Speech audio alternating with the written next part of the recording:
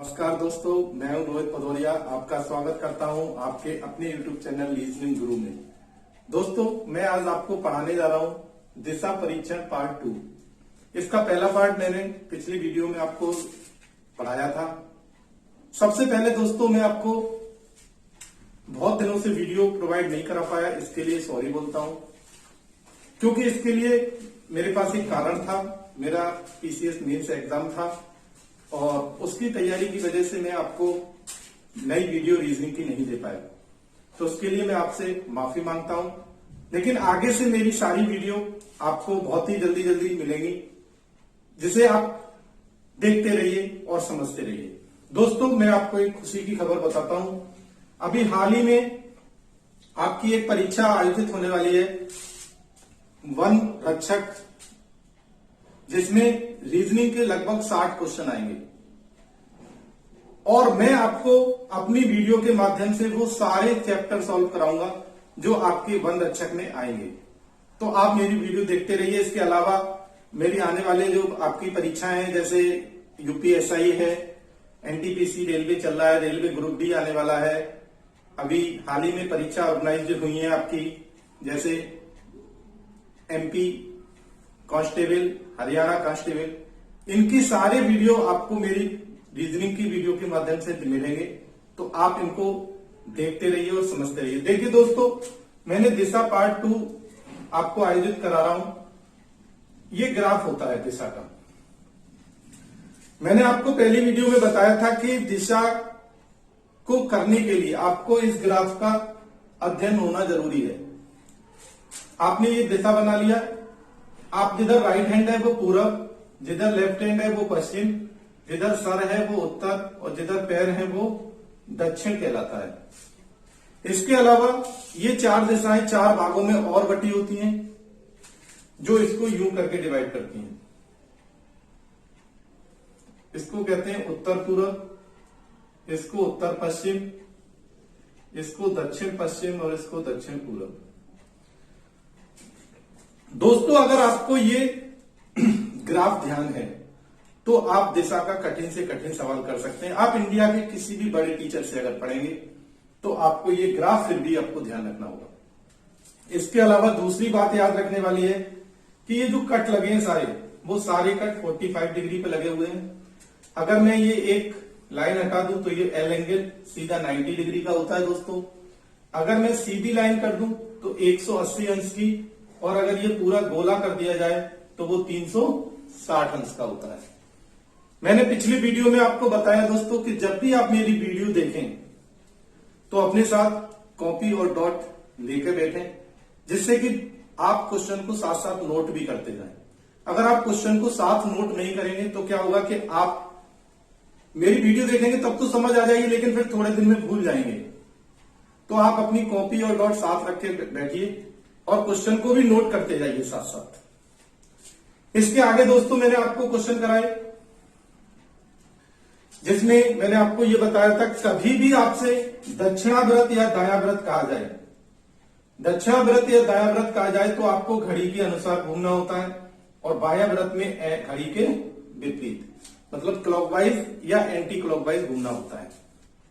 ठीक है दोस्तों, ये 3 बातें आपको बेसिकली ध्यान रखनी है। पहली बात, आपको ग्राफ बनाना आना चाहिए। दूसरी बात, आपको यह पता होना चाहिए कि ये कितनी डिग्री पे कोण लगे हुए हैं। और तीसरी और महत्वपूर्ण बात है कि दक्षिणाव्रत और दायाव्रत क्लॉकवाइज और बायाव्रत एंटी क्लॉकवाइज होता है। ठीक है दोस्तों, अब आपको क्वेश्चन कराया गया। जैसे पहला क्वेश्चन था, आपसे कहा गया मेरा मुंह पश्चिम की ओर है। मेरा मुंह किधर है दोस्तों? पश्चिम की ओर। मेरा मुंह पश्चिम की ओर है। पहले में घड़ी की दिशा में 90 अंश, तो घड़ी की दिशा में दोस्तों क्या होता है, आप क्लॉकवाइज ही बढ़ते हैं, तो 45 और 45 90। घड़ी की दिशा में 90 अंश, फिर घड़ी की दिशा में 135 अंश, तो घड़ी की दिशा में ही 135 कर दिया, 45 45 90 और 45 135।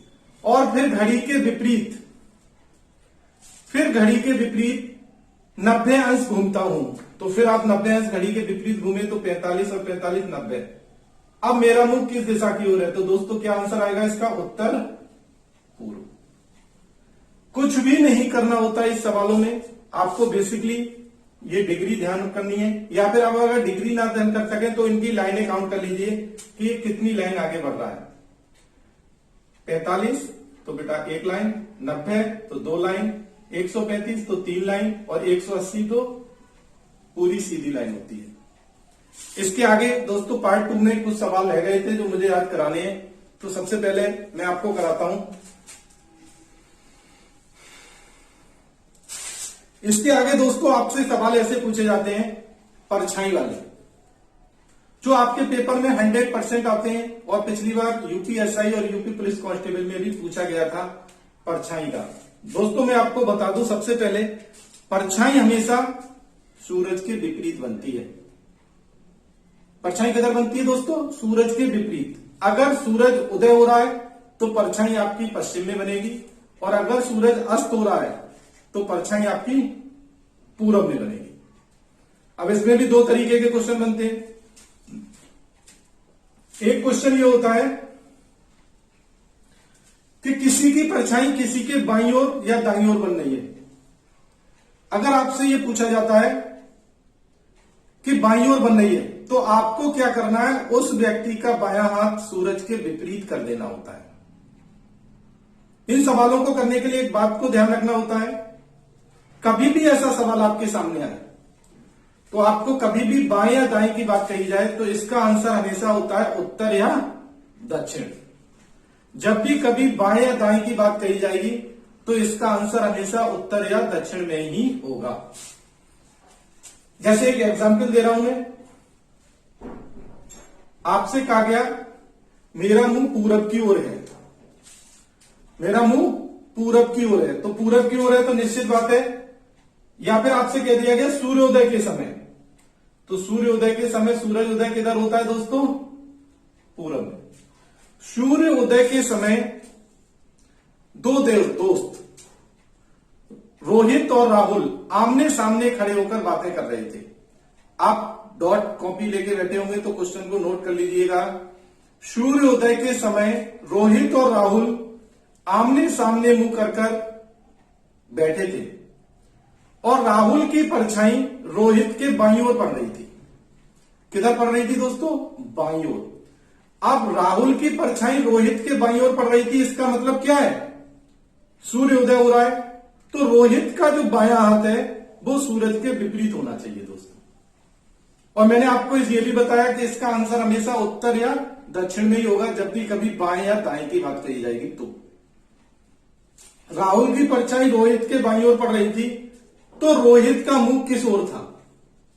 अब रोहित का बायां हाथ आपको सूरज के विपरीत करना है, तो निश्चित बात है कि आपको रोहित को उत्तर में दिखाना होगा, तभी रोहित का लेफ्ट हैंड बाईं ओर होगा। किधर दिखाना होगा दोस्तों, उत्तर में। तो आपसे यह पूछा गया रोहित का मुंह किधर था, तो रोहित का मुंह था उत्तर में। और अगर आपसे पूछा जाए राहुल का मुंह किधर था, तो इसका आंसर क्या हो जाएगा दोस्तों, दक्षिण। यही 2 आंसर होते हैं, कभी भी आपसे उत्तर या दक्षिण की बात कही जाए, किसी भी व्यक्ति के हाथ सूरज परछाई बाएं या दाएं पड़ रही हो तो वो बायां या दायां हाथ सूरज के विपरीत कर देना होता है, बस, और कुछ नहीं है। आपको यह बात ध्यान रखनी है कि परछाई हमेशा सूरज के विपरीत ही होती है। अगर आप इस चीज को याद नहीं रख सकते तो इसके लिए एक टेबल भी है।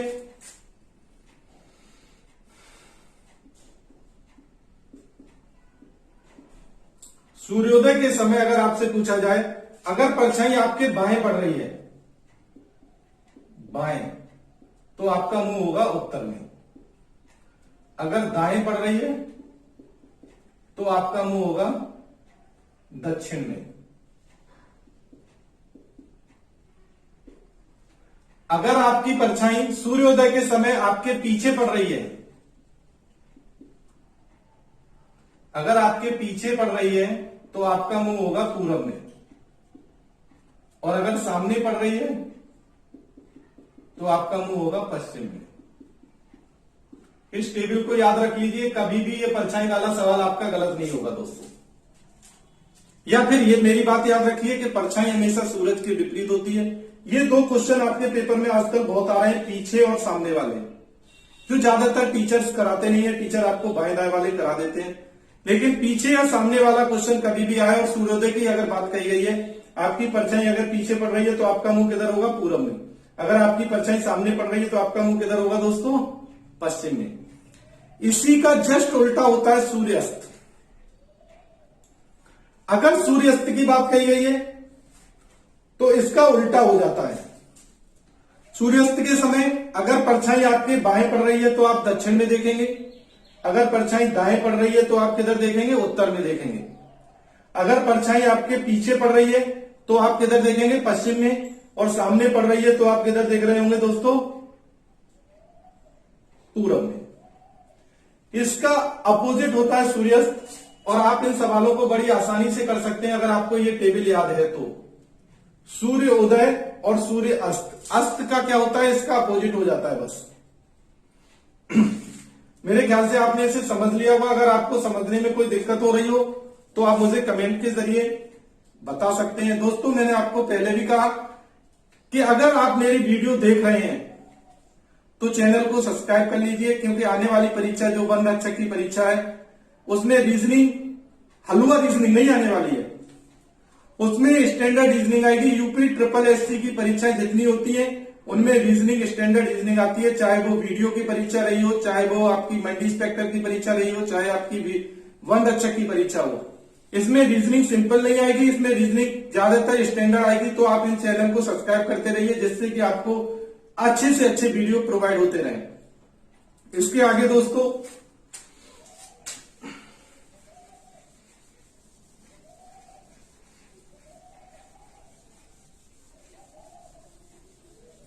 आजकल ऐसे सवाल भी पेपरों में बहुत आ रहे हैं, जैसे आपसे ये कह दिया गया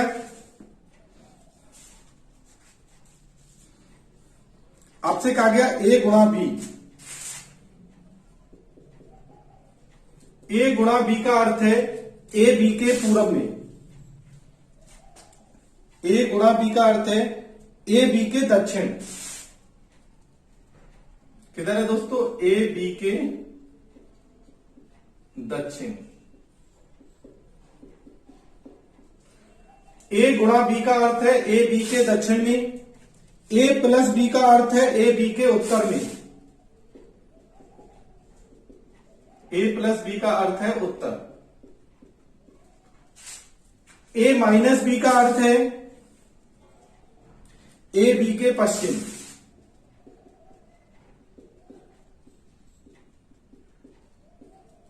और ए भागित बी का अर्थ है ए बी के पूरब में।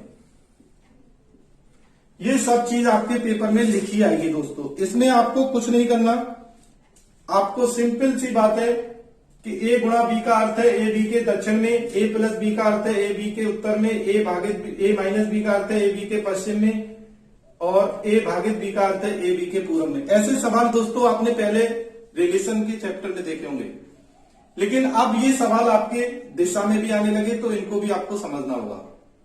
अब आपसे क्वेश्चन पूछ रहा है, वो एक समीकरण दे दिया गया है। क्वेश्चन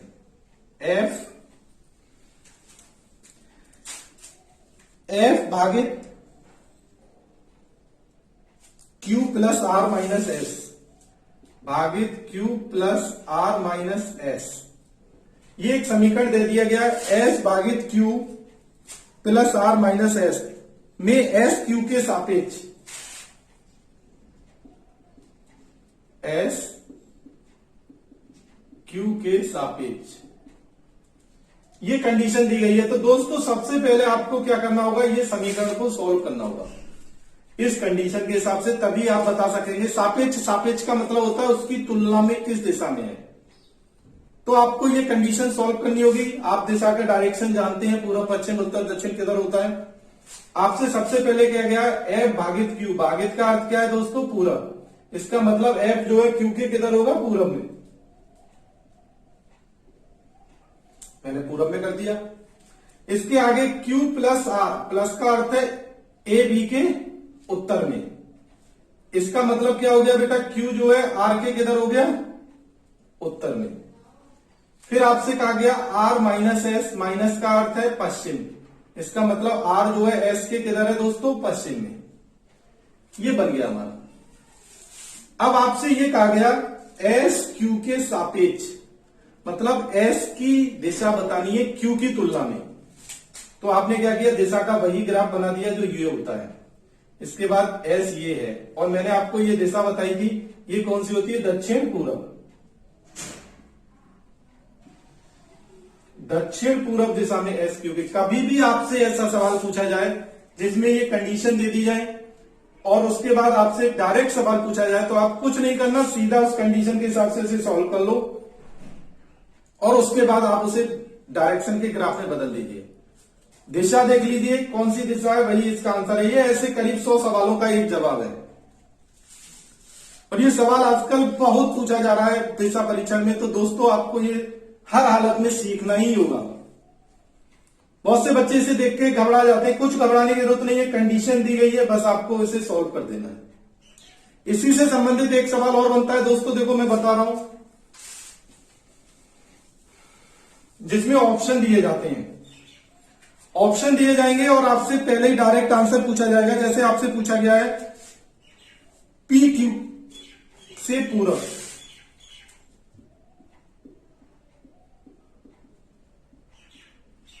पी क्यू से पूरब, और ये 4 ऑप्शन दिए गए हैं। पहला, दूसरा, अब पहला ऑप्शन दिया गया है H भागित P माइनस S, H भागित P minus S plus R।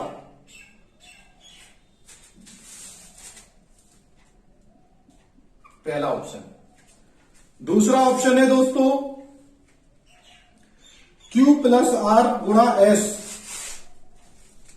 Q plus R गुणा S माइनस P। 2 ऑप्शन हो गए। तीसरा ऑप्शन दोस्तों आपसे पूछा गया है P भागित A माइनस Q, P भागित A माइनस Q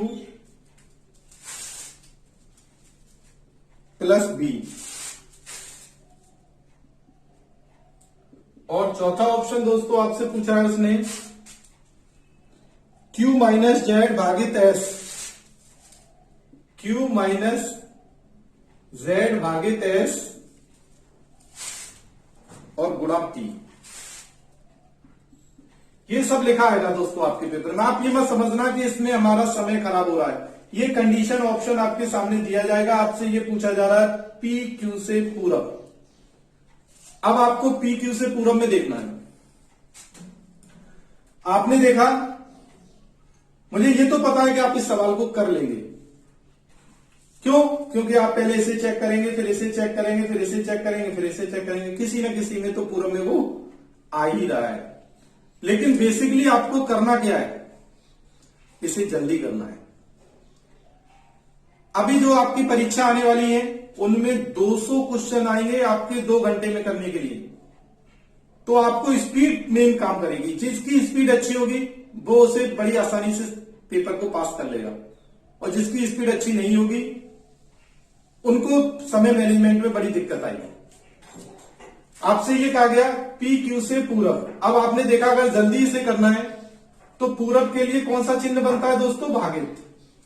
इसका मतलब पी के आगे भाग का चिन्ह होना आवश्यक है। अगर पी के आगे भाग नहीं है तो पूरब में नहीं हो सकता वो कभी।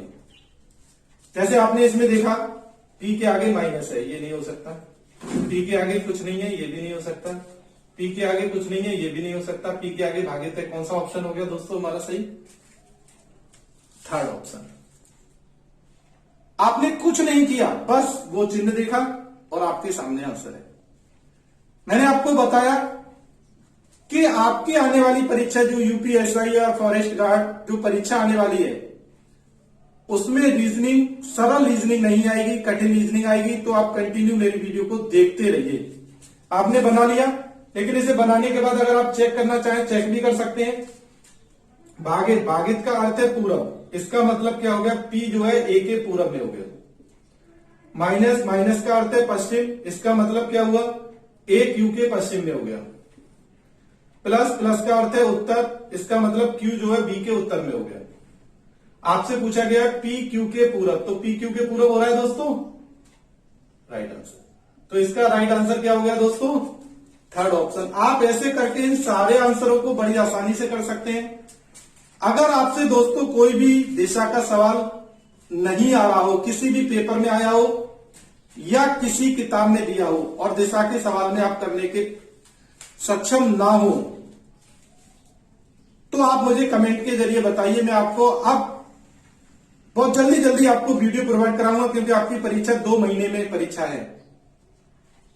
आप मुझे कमेंट करिए, मैं आपको आंसर कर दूंगा, ये निश्चित है। क्योंकि मैं पहले वीडियो नहीं दे पाया, मैंने आपको बताया कि मेरी परीक्षा थी, पीसीएस मेंस की, इस चक्कर में मैं बाहर था और मैं परीक्षा को आपको वीडियो नहीं प्रोवाइड कर पाया। दोस्तों ये चैप्टर बहुत इंपॉर्टेंट है, तो इसे करके जरूर देखना। मेरी वीडियो को पूरी फर्स्ट और सेकंड पार्ट दोनों को देखना, और अगर फिर भी कोई दिक्कत हो तो मुझसे पूछ लेना। अगर दोस्तों मेरी वीडियो आपको पसंद आ रही हो तो उसे लाइक, शेयर और कमेंट और सब्सक्राइब करना ना भूलें। थैंक यू, जय हिंद।